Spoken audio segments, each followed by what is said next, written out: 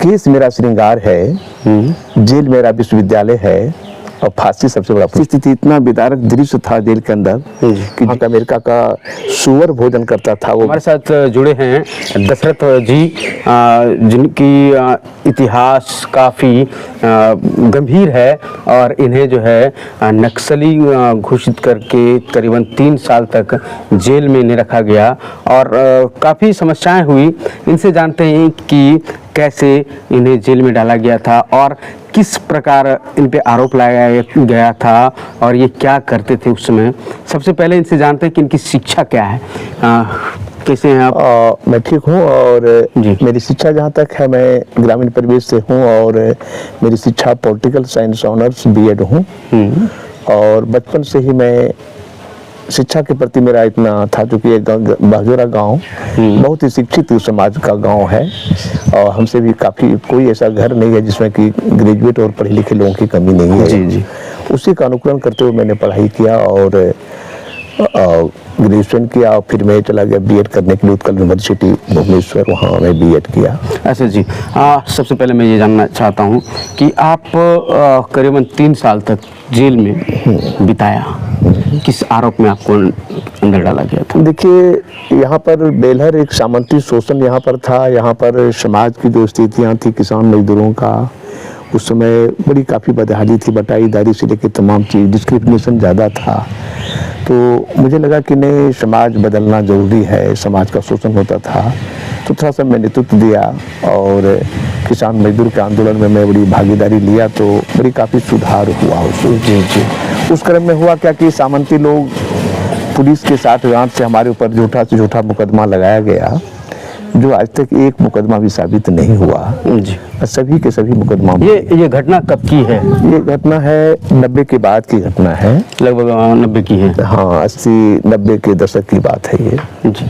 किस आरोप में आपको जेल में रखा? कहाँ से आपकी गिरफ्तारी हुई थी? गिरफ्तारी हमारे घर से, मैं एक बार हल जोत रहा था खेत में, तो पुलिस ने हमें खेत से ही उठा के ले गया जी। और मुझे वो आया सिविल ड्रेस में आया, मुझे पता नहीं चला कि कोई कौन आदमी है ये। फिर बाद फायरिंग किया, वो मैं आया तो फिर पुलिस मुझे पकड़ के जेल भेज दिया।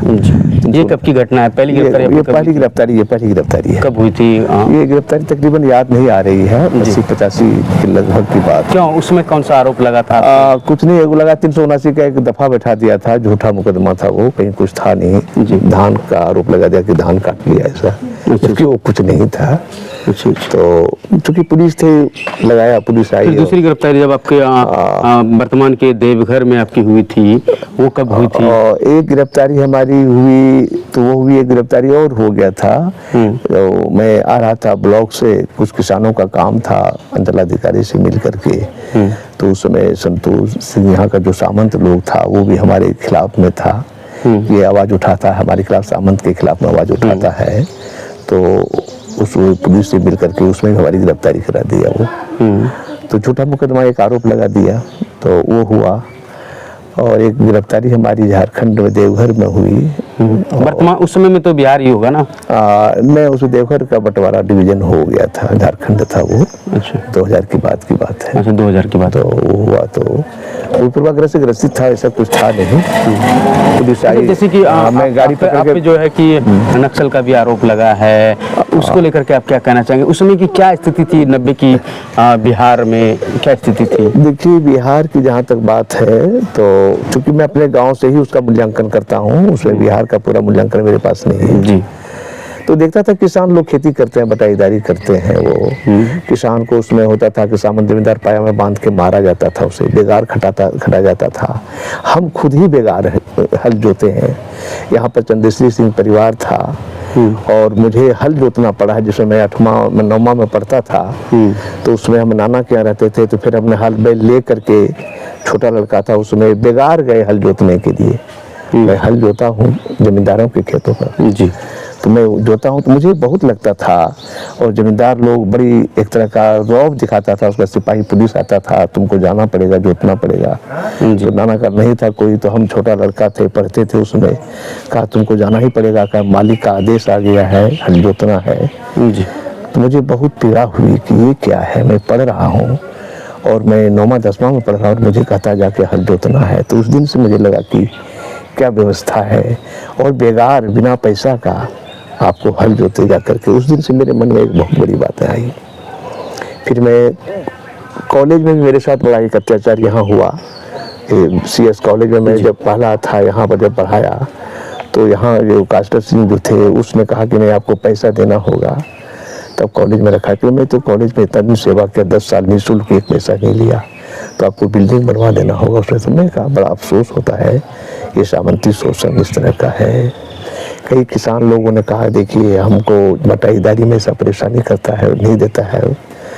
तो मुझे अंदर में एक भावना जगा कि नहीं, समाज में इतनी जो शोषण है, पुलिस भी ज़बरदस्ती करती है, गरीबों को न्याय नहीं मिलता है, थाना में FIR दर्ज नहीं होता है। तो बड़ा मुझे अफसोस हुआ कि ये सब लेकर के आवाज़ उठानी चाहिए।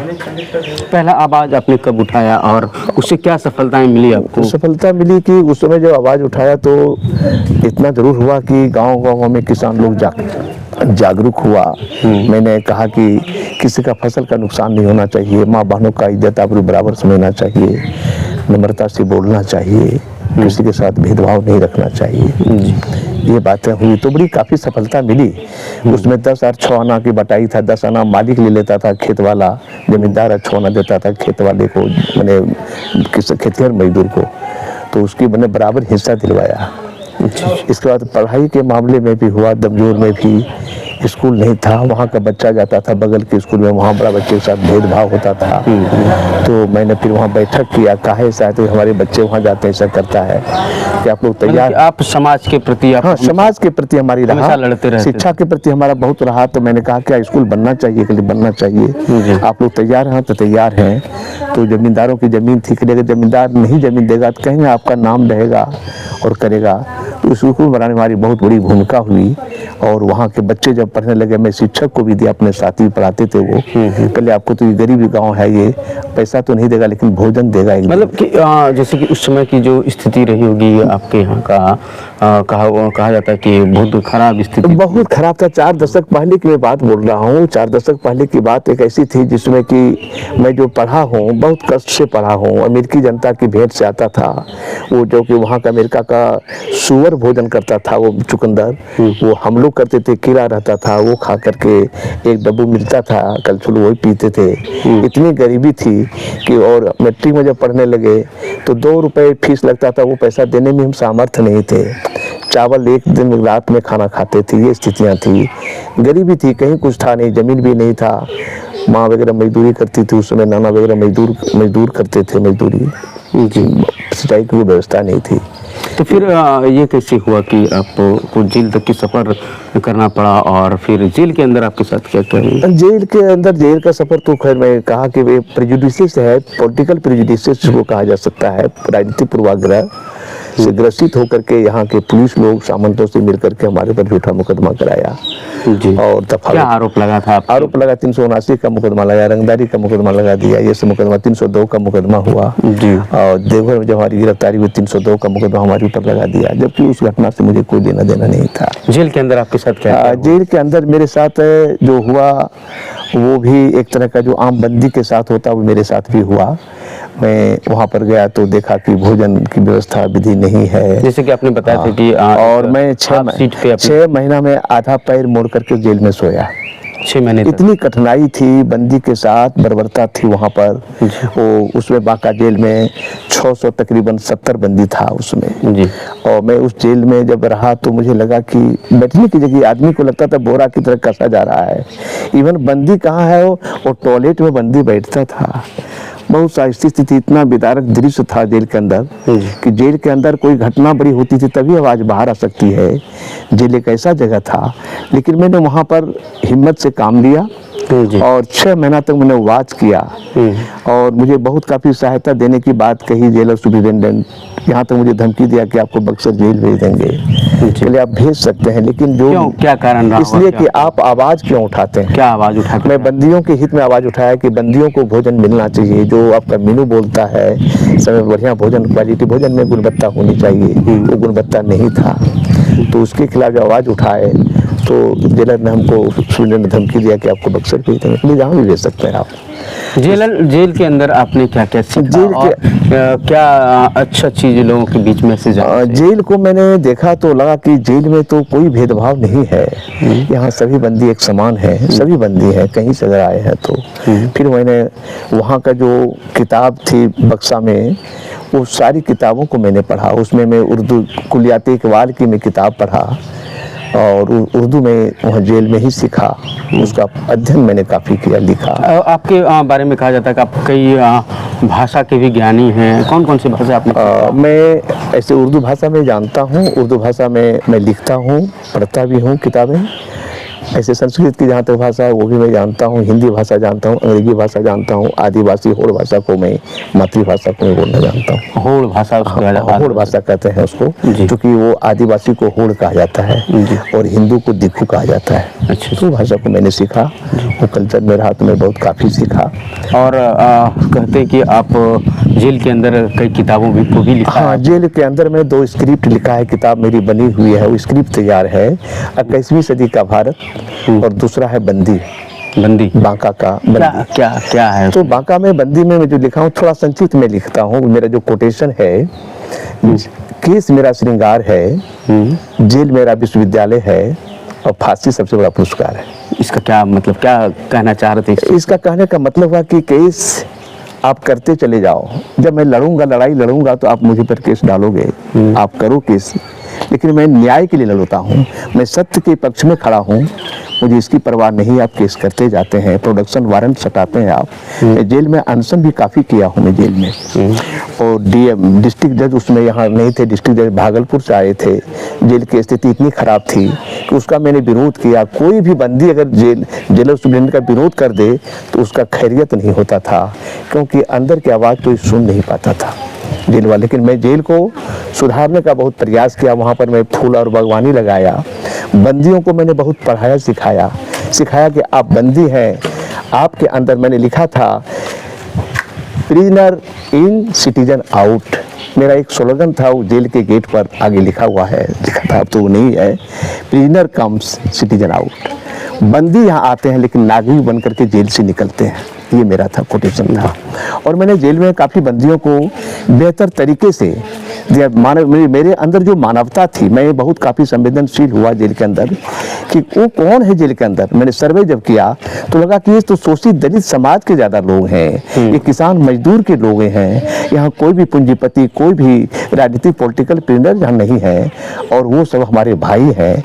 मैंने उनको काफ़ी प्रयास किया, बल्कि यहाँ तक जेल निकालने की जहाँ तक बात आई तो जब जेल अदालत लगता था तो मजिस्ट्रेट आते थे तो मैं उनको अपनी बात कह करके उनको निकालता था। और जेलर सुप्रिटेंडेंट ये इतना तक देखा तो इतना प्रभाव में आया कि एक दिन जब 26 जनवरी होता था, 97 कपड़ा वो बांटने के लिए हमको देता था, आप बांटिए। मैं जो बंदी को कपड़ा नहीं था मैं उसका लिस्ट बनाता था। और ऐसे ये जानना चाह रहे थे कि आप आंदोलन किस चीज़ का करते थे और किस आंदोलन से आप जुड़े हुए? मैं 2 चीज़ का आंदोलन करता था जेल के अंदर। पहला था कि बंदियों को आप नागरिक समझें, उसको मानवता की ख्याल रखते हुए एक अच्छा क्वालिटी का भोजन दें। दूसरा क्या था कि ऐसे बहुत से बंदी हैं जिसके भोजन नहीं आते हैं, उनको भोजन मिलना चाहिए। तीसरा क्या था, बंदी के साथ प्रताड़ना नहीं होना चाहिए। अब कोई बंदी आ गया है तो वहाँ पर क्या था, वार्ड मेट बनाया जाता था और बंदी से पैसा तसीला जाता था। अगर बंदी आया तो उसे पैसा दो तो कुछ सीट देने की बात थी। मैं इसका विरोध किया, यहाँ तक कि शौचालय में कोई गेट नहीं था तो मैं शौचालय में गेट लगवाया।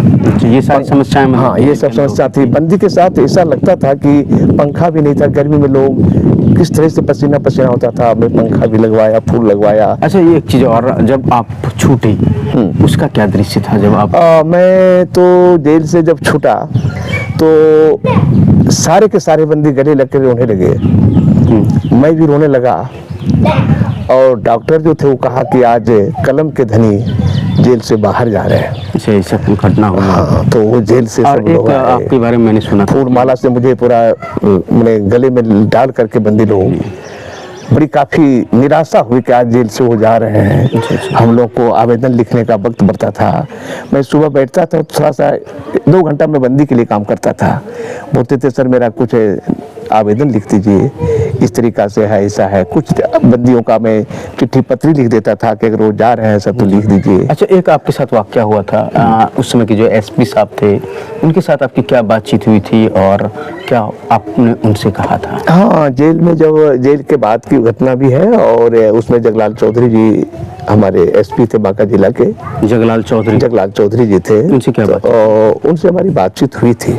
दशरथ जी ये बताइए, यदि अभी तो आपको लगता है कि इस तरह से है, क्या अब आप व्यवस्था को चला सकेंगे? कि नहीं सर। क्या व्यवस्था को? व्यवस्था में नहीं, अगर ये व्यवस्था पूरा बिहार या राज्य को चला सकते हैं व्यवस्था को? नहीं सर, क्योंकि इसलिए मैं नहीं चला सकता हूँ, जहाँ पर कि बड़े पदाधिकारी भ्रष्ट हैं, IAS IPS लोग ईमानदार नहीं है, गांव से ऊपर तक के लोग अगर ईमानदार नहीं है, गांव से जो ऊपर जो समाज से राजनेता ईमानदार नहीं है, तो इसको मैं नहीं चला सकता हूँ जी। तो एसपी साहब ने कहा कि बात तो सही है, हम लोग भी पॉलिटिकल प्रेशर में रहते हैं। दशरथ जी, आप जो भी काम करते हैं तो जनता का काम है, और जो काम पुलिस का है जनता की रक्षा करना, वो आप काम कर रहे हैं। जी, जैसे कि आपने सुना अभी हमारे साथ जो दशरथ जी हैं, इन्होंने अपने जीवन की वो दास्तां बताया कि ना किसी के साथ हो ऐसा दास्तां, और कभी कभी ऐसा होता है कि बेगुनाह को भी सज़ा मिलती है और गुनहगार को सज़ा ही नहीं मिलती है। कुछ ऐसा इनके साथ हुआ।